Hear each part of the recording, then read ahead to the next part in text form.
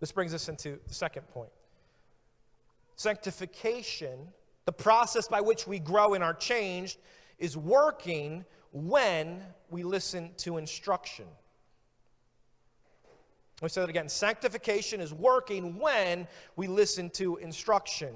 So if salvation has to do with believing in Jesus as the only Savior, repenting from our former way of life, and coming into agreement with God on that matter, that I'm a sinner, then sanctification has to do with continuing to listen to God's instruction, God's calling in your life, God asking you to do things that you might find are uncomfortable, God asking you to do different things, maybe something you're not used to. And there's a story in the Bible that talks about this wise man and this foolish man. And Jesus says in that section in Luke 6:46, "Why do you call me Lord, Lord, and do not what I tell you?" Jesus is saying, because you have said you will listen to me as your teacher, why aren't you listening to me with the instruction? I have to obey what I'm told to do. John 10:27, "My sheep hear my voice, and I know them, and they follow me." There's another illustration I want to share with you here. Well, that's not it. I don't have it. It's in here. But we were given in 8th grade a piece of paper. And on that piece of paper, there's 25 instructions.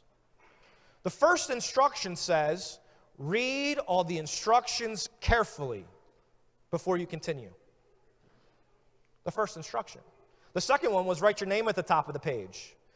And like most of us, thinking we wanted to get this work done quickly, started writing our name at the top of the page. But did we actually listen to the first instruction? It said read everything. The key there is when you get down to the bottom of the page, it said only do 1 and 2.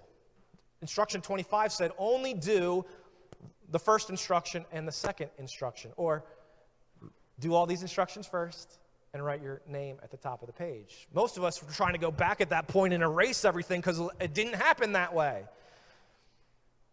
Why do you call me Lord, Lord, and do not what I tell you? We have to read the instructions and understand the instructions and do the instructions we're told to do. Jeremiah 29:11 prophesies that, "For I know the plans I have for you, declares the Lord. Plans to prosper you, not to harm you, plans to give you a hope and a future." So how are you going to move in the plans of God if you don't know the instructions of God? God's got the plan, but I can't move in that arena unless I do what God is instructing me to do. Simply put, we should never stop listening to God's instruction.